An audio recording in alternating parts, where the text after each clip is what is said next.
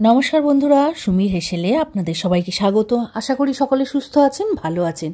আজকের রেসিপি পার্শে মাছের ঝাল।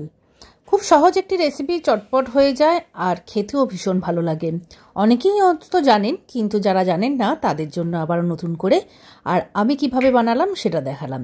রেসিপিটা যদি ভালো লেগে থাকে তাহলে অবশ্যই একটা লাইক, কমেন্ট, শেয়ার করতে ভুলবেন না। নতুন বন্ধু হলে চ্যানেলটিকে সাবস্ক্রাইব করে বেল আইকন টিপে দেবেন। রেসিপিটা সম্পূর্ণ দেখার অনুরোধ রইল। এখানে আমি 5টা পার্শে মাছ নিয়েছি, ওজনে 750 গ্রাম আছে।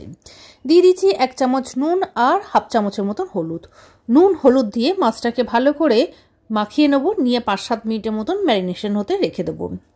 এদিকে মশলা বানাবো, তার জন্য একটা মিক্সির বাটি নিয়েছি, তাতে নিয়ে নিয়েছি 2 চামচের মতন সর্ষে গুঁড়ো, কালো সর্ষে, 2 চামচ পোস্ত, আর সাথে নিয়েছি 2টি কাঁচা লঙ্কা।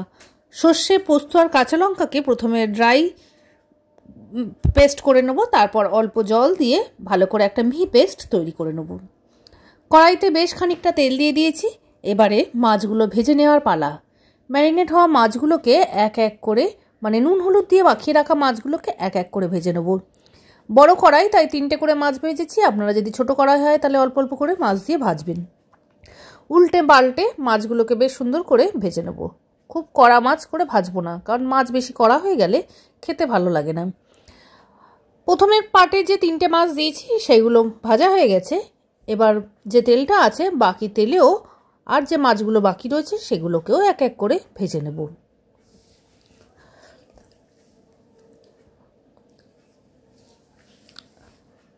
মাছগুলো ভাজা হয়ে গেলে আমি বানিয়ে নেব বাকি গ্রেভিটা। এদিকে সর্ষে পোস্ত আমি বেটে রেখেছি। তবে হ্যাঁ, একটা কথা বলে রাখি, সর্ষে পোস্তটাকে আপনারা কিন্তু শিলেও বেটে নিতে পারেন। আর যদি মিক্সিতে বেটে থাকেন সর্ষে পোস্ত, তাহলে সামান্য নুন আর কাঁচা লঙ্কা দিয়ে বাটবেন, তাহলে সেক্ষেত্রে তেতো হবার ভয় থাকে না।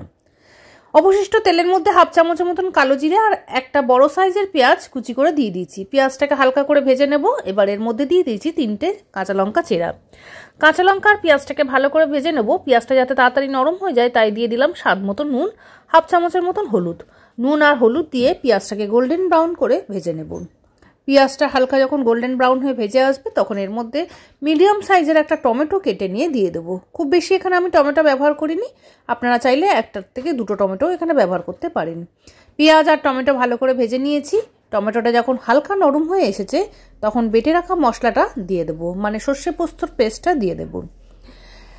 ভালো করে মশলাটাকে কষিয়ে নেবো। এখানে কিন্তু সর্ষে পোস্তটা যাতে তেতো না হয় আগে থেকেই বলে দিলাম। নুন আর কাঁচা লঙ্কা দিয়ে বাটবেন।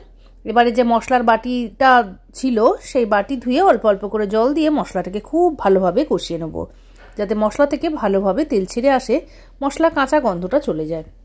ভালোভাবে মশলাটা কষিয়ে নেওয়ার পরে মশলার বাটি ধোয়া সম্পূর্ণ জলটা এর মধ্যে দিয়ে দেবো। এবারে বলে রাখি, এই যে মাছের গ্রেভিটা কতটা হবে সেটা আপনারা আইডিয়া করে, মানে যতটা আপনার গ্রেভি প্রয়োজন সেই অনুযায়ী জল দেবেন। এখানে আমি 1 কাপের মতন জল ব্যবহার করেছি। আপনারা চাইলে বেশি দিতে পারেন, কিংবা একটু কমও, যদি গামাখা খান তাহলে অল্প একটুখানি জল দিলেও চলবে। মাছগুলোকে উল্টে পাল্টে মশলার সঙ্গে ভালো করে মিশিয়ে দিয়ে একটা ঢাকা দিয়ে 2-3 মিনিট রেখে দেবো। 2-3 মিনিট হয়ে গেছে, ঢাকাটা আমি তুলে নিয়েছি আর মাছ থেকে তেলও ছেড়ে এসছে, সুন্দর একটা গ্রেভি তৈরি হয়ে গেছে। ওপর থেকে চেরা কাঁচা লঙ্কা আর ধনেপাতা দিয়ে দিয়েছি। দিয়ে আরও 1 মিনিট একটু ফুটিয়ে নেবো, একটু নাড়াচাড়া করে দেবো যাতে সমস্ত মাছের গায়ে মশলাটা সুন্দর করে লাগে, ধনেপাতাগুলো ভালোভাবে জলের মধ্যে ডুবে যায়। বেশ ভালো করে নাড়াচাড়া করলেই রেডি হয়ে যাবে ঝাল ঝাল এই পার্শে মাছের ঝাল। এবার আমি এটাকে পরিবেশন করে নেবো অন্য একটি পাত্রে। গরম ভাতের সঙ্গে অসাধারণ লাগে। একবার বাড়িতে এইভাবে পার্শে মাছ বানিয়ে দেখবেন, সবাই পছন্দ করবে। আশা করি আপনারও রেসিপিটা খুব ভালো লেগেছে। ভালো লাগলে একটা লাইক, কমেন্ট, শেয়ার করতে ভুলবেন না। নতুন বন্ধু হয়ে থাকলে চ্যানেলটিকে সাবস্ক্রাইব করে পাশের বেল আইকনটিকে অবশ্যই ক্লিক করে দেবেন এই ধরনের নিত্য নতুন রান্নার রেসিপি পেতে। আজকের মতন এতটাই। পরবর্তী আবারও কোনো ভালো রান্নার রেসিপি নিয়ে হাজির হব। সবাই খুব খুব ভালো থাকবেন, সবাইকে ভালো রাখবেন। আর আপনারা কে কোথা থেকে এই রেসিপি দেখছেন অবশ্যই কমেন্টসের মাধ্যমে জানাবেন, তাহলে আপনাদের থ্যাঙ্কস জানাতে আমারও অনেক বেশি সুবিধা হবে। সম্পূর্ণ রেসিপিটা দেখার জন্য অসংখ্য ধন্যবাদ। নমস্কার, সবাই খুব ভালো থাকবেন।